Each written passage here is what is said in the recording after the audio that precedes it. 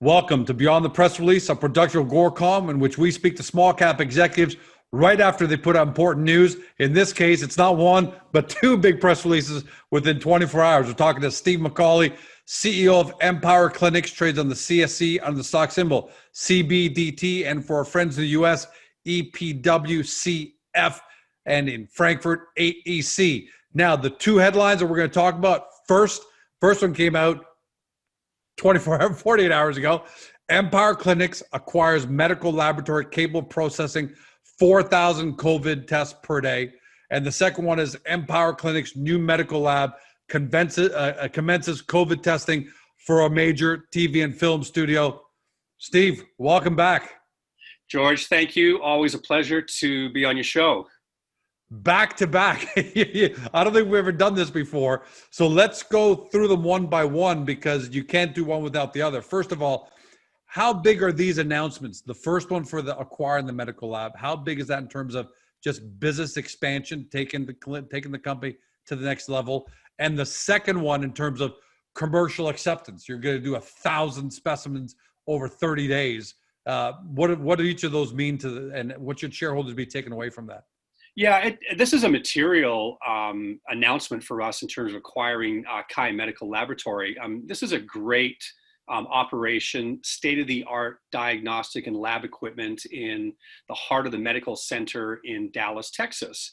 And this, for us, is this next phase as we're developing our integrated healthcare model to start to diversify our revenue streams and diversify our geography. So what I don't want us to do is always have a concentration in one market, like Arizona as an example. We really like what's happening in Arizona, but we need to always think of de-risking the long-term business model and creating diversification. This is a really important step. So remember, we announced our 4-phase rollout of COVID-19 testing some time ago. And one of the important parts of the whole COVID supply chain is the PCR tests, kind of the gold standard of COVID-19 testing.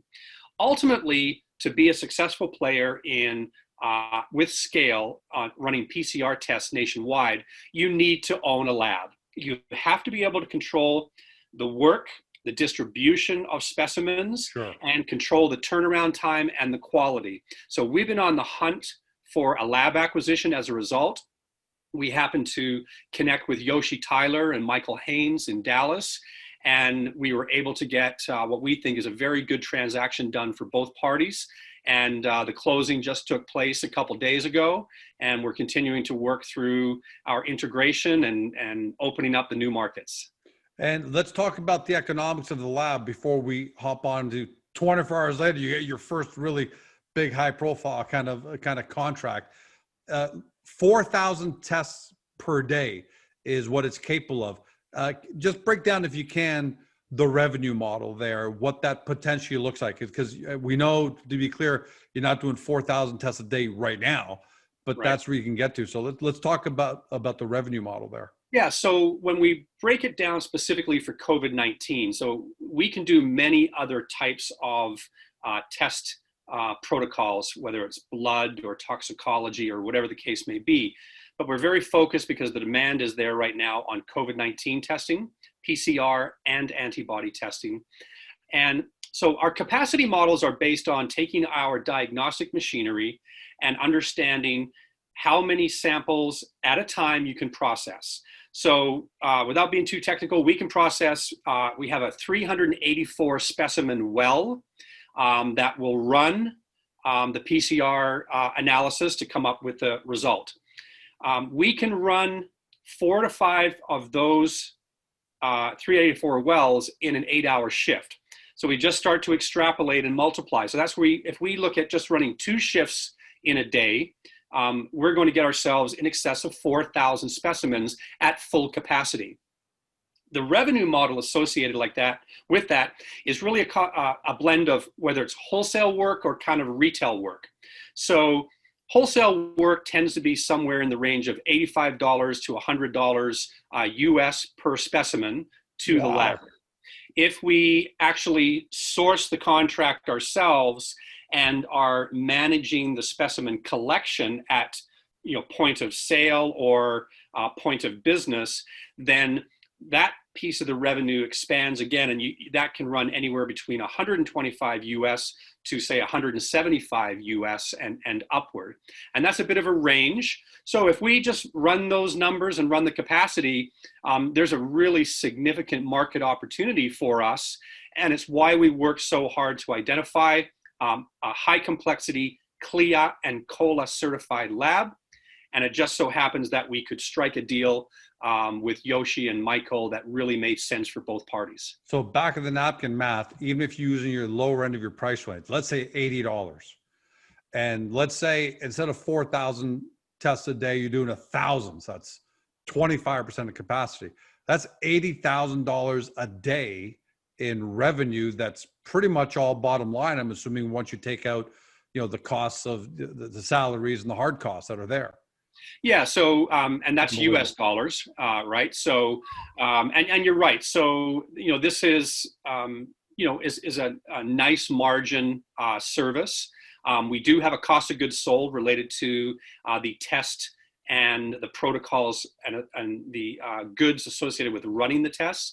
And then you have to burden the labor and overhead costs associated with it to come up with your kind of gross profit margin. But yeah, our due diligence has shown that, this is a very viable business model. And we look forward to really throwing our energy behind driving traffic into the lab, whether it's from our Sun Valley network, other enterprise contracts that we're chasing, our get back to work or get back to school initiatives that we're promoting heavily right now on Facebook and Instagram. And the goal is to drive that margin and free cash flow back into Kai Medical Laboratories. So let's talk about that, because it's one thing to acquire a lab. It's quite another to actually start commercializing. So 24 hours later, not even a day later, you're announcing that you're running 1,000 COVID-19 tests for a major film and television studio right off that. So what does that do for commercial acceptance right off the bat, to know that you've got that kind of testing going on? Well, one of the things that everybody needs to understand about the team that comes with the Kai Medical business and the acquisition is, one, their technical capability, the scientists, the lab techs. These people are trained specialists at processing diagnostics. The other thing is just how much pride they have in customer service, retention of customers, and this all-important facet of the industry right now, which is turnaround time. We must be able to turn around the test results within that 12 to 24-hour period. Kai has always been extremely proficient at that aspect. So for us to take on a new contract where we're servicing large film and television productions, and we're doing it with volume and scale over a condensed period of time, we have the capacity to deliver on these 1,000 units. And in fact, we have the capacity to deliver many, many more, a quantum times more than that per day with our capacity model. But to build credibility with large studios in a massive industry that currently the Screen Actors Guild, the union behind the industry, has put a complete protocol for the industry to start back up operations again. And it requires significant COVID-19 testing on a very regular basis. And in the US, the general protocol is 3 times per week for everybody involved in a particular production.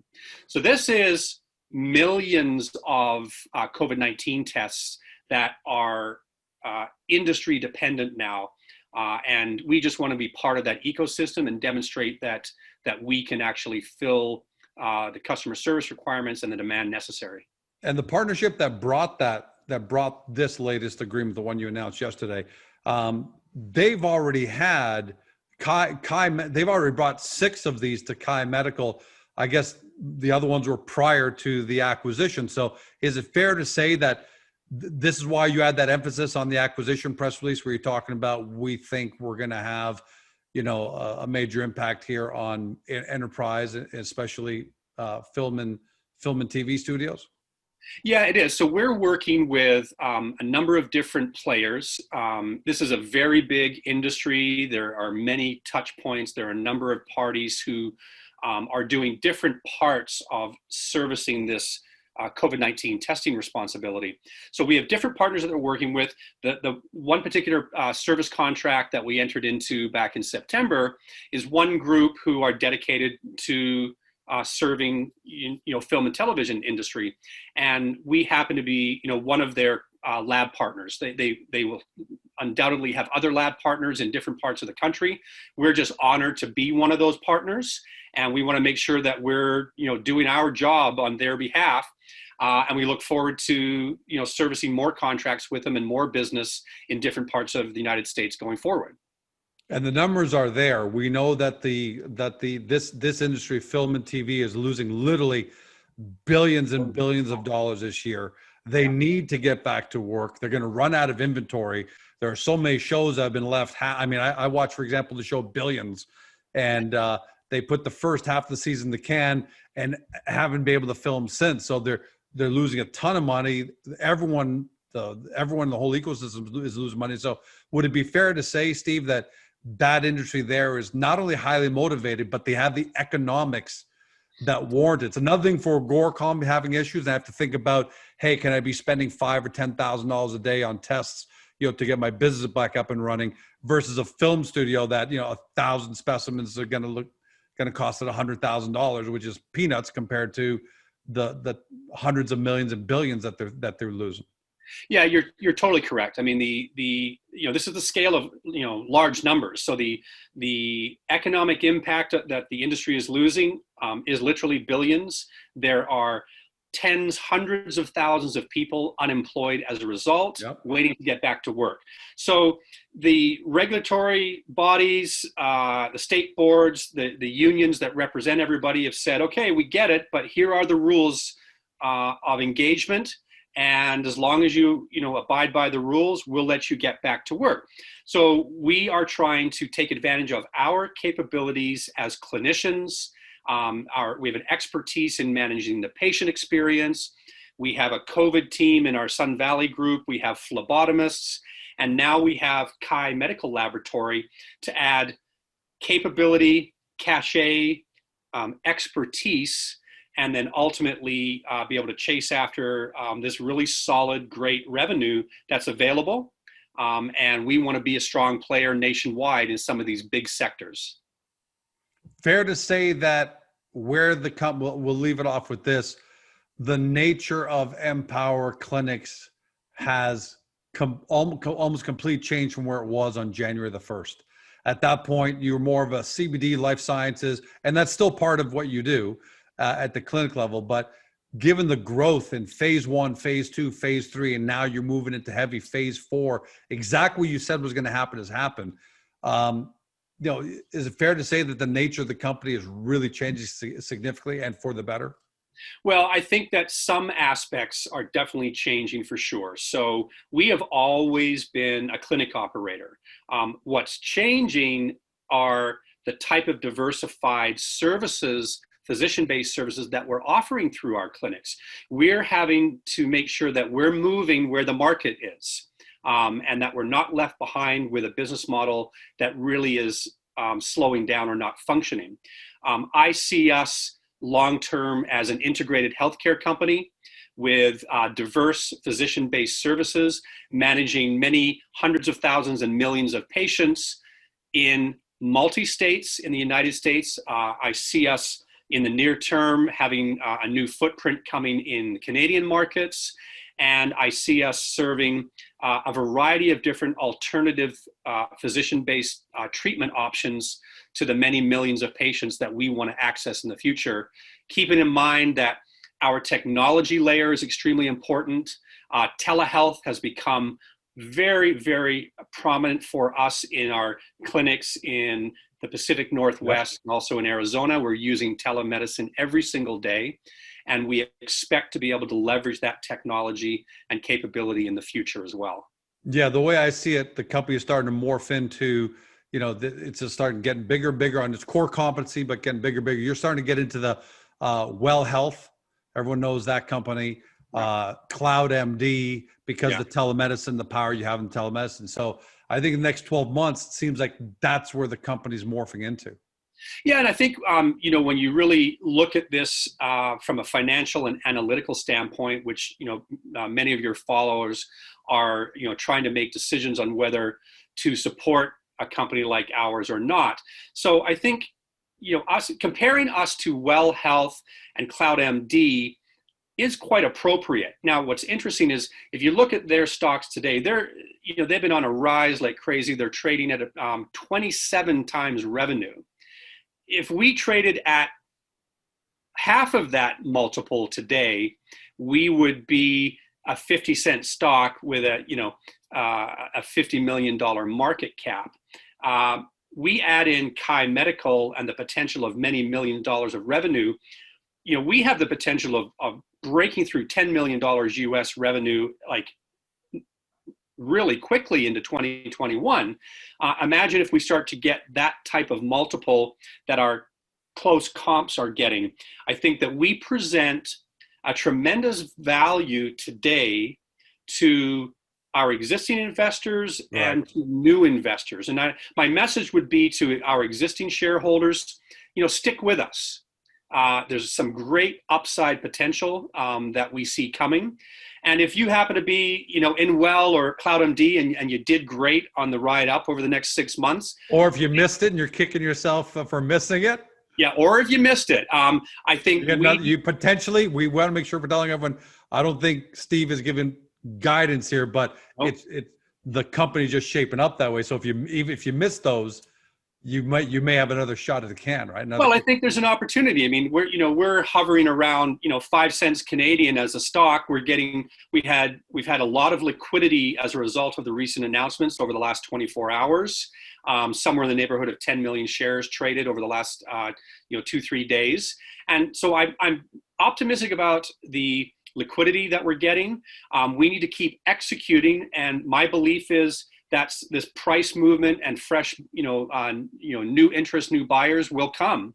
And with that tends to begin to get that price lift and the better valuation. We deserve a much better valuation to our revenues. We're already doing 5 million Canadian in revenue right now through our existing clinics.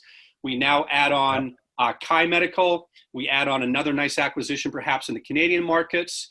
And we start to get rewarded on our enterprise value and that our revenue to enterprise value multiple, get it back up to where it should be. Yeah, for those of you who we'll end it off with this. For those of you who are new to the story, it's probably going to be a lot of you because as Empower has been trading big volume, and obviously a lot of that's come from new blood.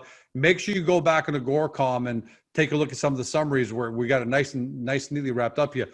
The trend, Q4, full year 2019, Q1 2020, Q2 2020, revenues up, income up, patient visits up, everything is going that way. And now Kai Medical Lab, man, that has the ability.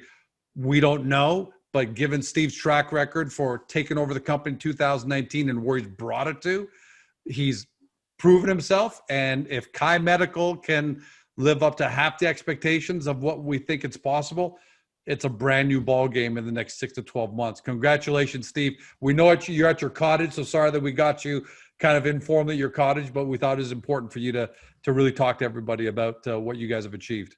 Yeah, George, thank you. I really enjoyed talking to your audience, and thank you again for having me on your show.